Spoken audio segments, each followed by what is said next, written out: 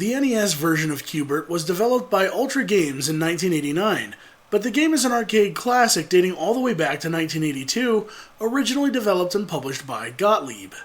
Despite being entirely in 2D, the game uses pseudo-3D isometric graphics, appearing to look top-down onto a pyramid made up of individual cubes.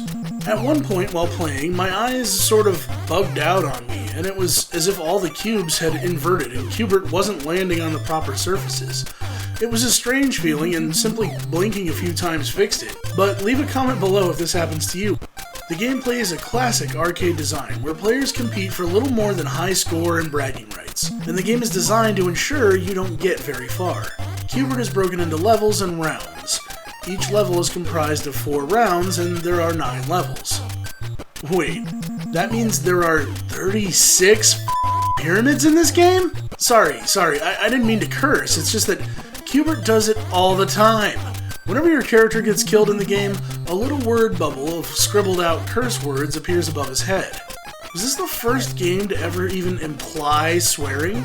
Who knows, but it happens, and it happens a lot. As I said, it's an arcade game designed to not let you get very far. Enemies don't feel nearly as random as you would think they would be in the 1980s. As early as the second level, they're practically like Q Bert seeking missiles. Other than describing it as a high score attack, I haven't said much about the gameplay, but if you've been watching the video, you've figured out that there really isn't much to it. You hop up and down on the blocks of the pyramids to change the colors of the blocks you land on while avoiding enemies. Some blocks have to be jumped on multiple times in order to change the color until it matches the Change To color in the upper left. To avoid enemies and return to the top of the pyramids quickly, you can use a whirly disc. Yes, that is what they're called in the manual. The music is, well, entirely absent. There's a little ditty that plays when you clear a round, and some music while you're configuring your controls, but that is literally all. No music during gameplay, and the sound effects do practically nothing for the game. Some might help you know when a certain enemy freezing power-up has appeared on screen, but otherwise even Q Bert's sound when the curse word bubble appears above his head, it's nondescript. It seemed like a great moment to make a trademark sound, and maybe they pulled it off in the arcade, but nope. On the NES, you can barely hear anything over the sound of colliding with an enemy.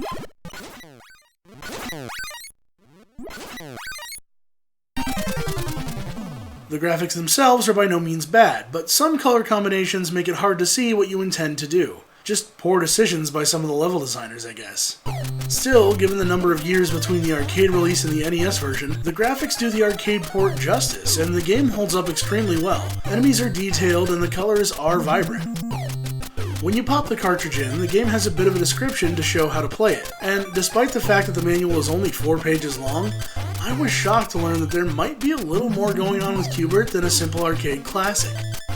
The game's manual makes multiple references to Q Bert being stuck in the Tasmanian's time warp. I don't think they're talking about any Tasmania you or I can visit, or even the Warner Brothers version where the Tasmanian Devil character lived, but the enemies are named Tasmanians, and Q Bert is trying to escape from a time warp. That's genuinely more than I have ever known was going on in this game.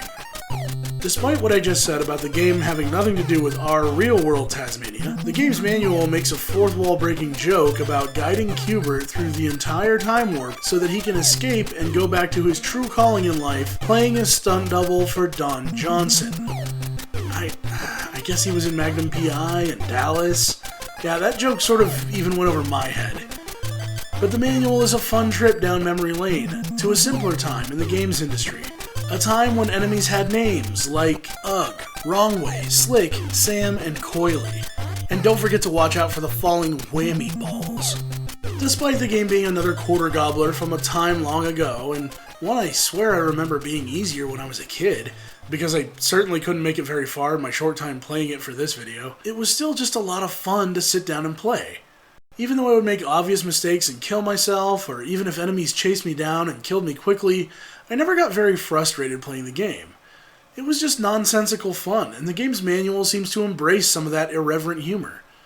But still, this game has been around longer than I've been alive, and it wasn't until I started working on this episode that I learned about the whole time warp setting.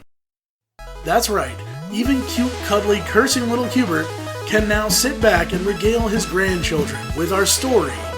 so far.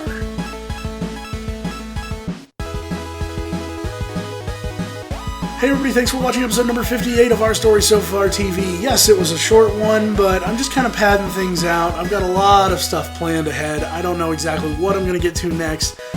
Maybe I'll kind of take things easy for the holidays of December, but I do have some time off coming up, which will be a good opportunity to make longer videos. Who knows what I'm doing? But if you enjoy what you saw, please give it a like or subscribe, and if you want to watch more, go to ourstorysofar.tv if you can't find any other episodes here. I have every episode archived in 1080p over there. You're always welcome to leave a comment or send me a message on Twitter at NewAngel, that's Nuangel. I always do my best to have a new episode ready for you in 2 weeks, so come on back to see what's next. And until next time, take care of yourself.